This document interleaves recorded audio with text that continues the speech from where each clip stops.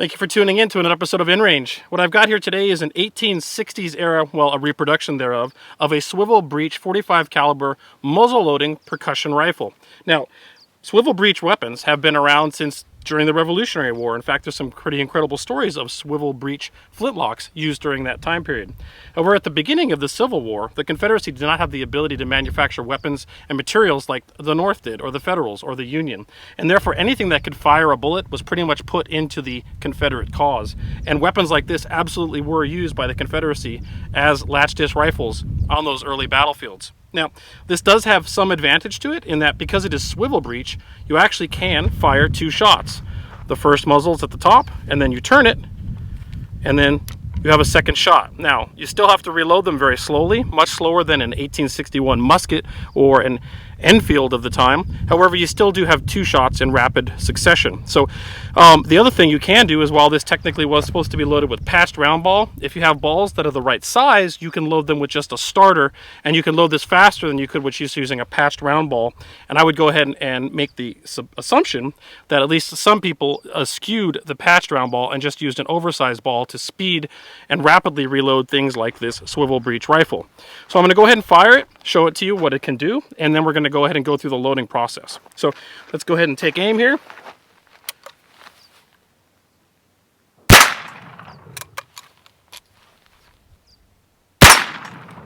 And those are my two shots, and now I'm out. So I'm either switching to something else, such as a knife, or I'm reloading this thing. Now this thing will reload slower than a musket of the time. A musket of the time had an undersized ball called a Minet ball, and the ball was actually, let's say the muzzle of your 61 musket was chambered in 58 caliber, but your ball would be sized to .577, had a tail in the rear that would open under the expanding gas pressure at the rear when you fired the black powder charge. It would engage the rifling and then go down range. Even with a lot of fouling and black powder goo in here, those Minet balls were relatively easy to seat unless it was an extended engagement. However, this is loaded with loose ball, loose powder, and then capped. So I'm going to go through that process right now, show you how that works. And you get two shots as fast as you can turn the breech, but then you're kind of out of luck. So in that regard, someone in the Confederacy probably would have repurposed Union equipment. I have a standard Union ammunition box here and a percussion cap box. And in those, I've got a couple things that are necessary for me to reload this rifle. What I have here is, first of all, I have a flask. This flask has a 35 grain spout. So what I'm going to do is dump two loads of 35 grains into each bore. So boom, boom. So now I've got a 70 grain charge in there. Charge is up to the individual. I found that to be a nice, pleasant shooting charge with this kind of ammunition. So there. And there. And by the way, those of you that are experienced muzzle loaders in the community know that you should not load from the flask.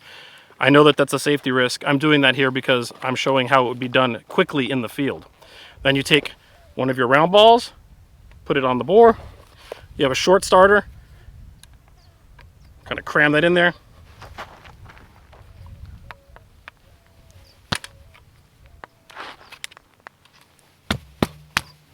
That gets the ball started.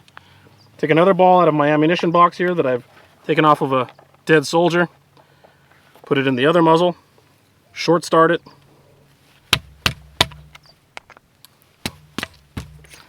Put that short starter away. Grab my ramrod. And then chamber both of those all the way down so there's no gap.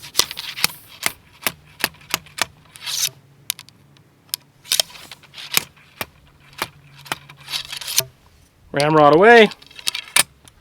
Then we bring the gun back up, cock it. Out of our percussion cap box, we get a percussion cap. Take the old one off, put the new one on, swivel the breech, get another cap. That one blew off, we don't need to take that one off, that happens. Digging for one here. Seat it, and we are now ready. Oh, misseated that. Can you imagine doing this in combat? Now we are now ready to fight our enemy.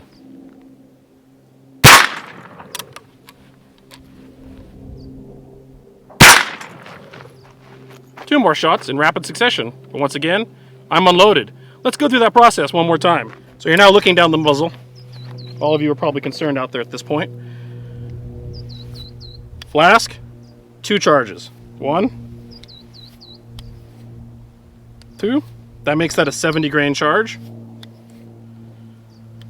You point this away from your face. If something were to flash or go off, it would go away from you.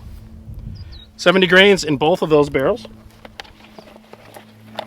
Then we get one of our round balls, which of course is our projectile. Actually, one in each.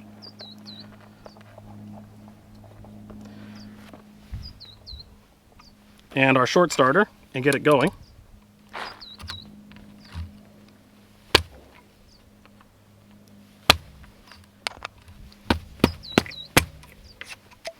If you're not using patches, this will get harder per instance because it's going to be more and more black powder fouled.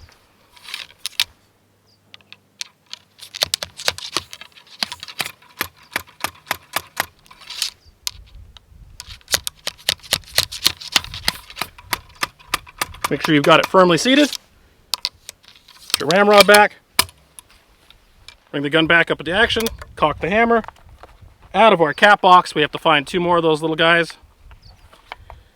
Here's one. Turn the breech. Get one more. And we are ready again to fire. Whoops. We are not ready.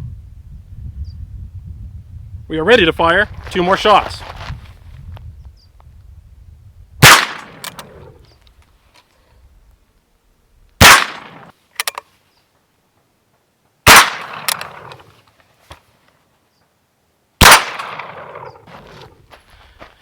And so, while you can get 2 shots off in rapid succession, the reloading process is so slow that a musket of the day with undersized Minier balls would have been a far better military application and military weapon.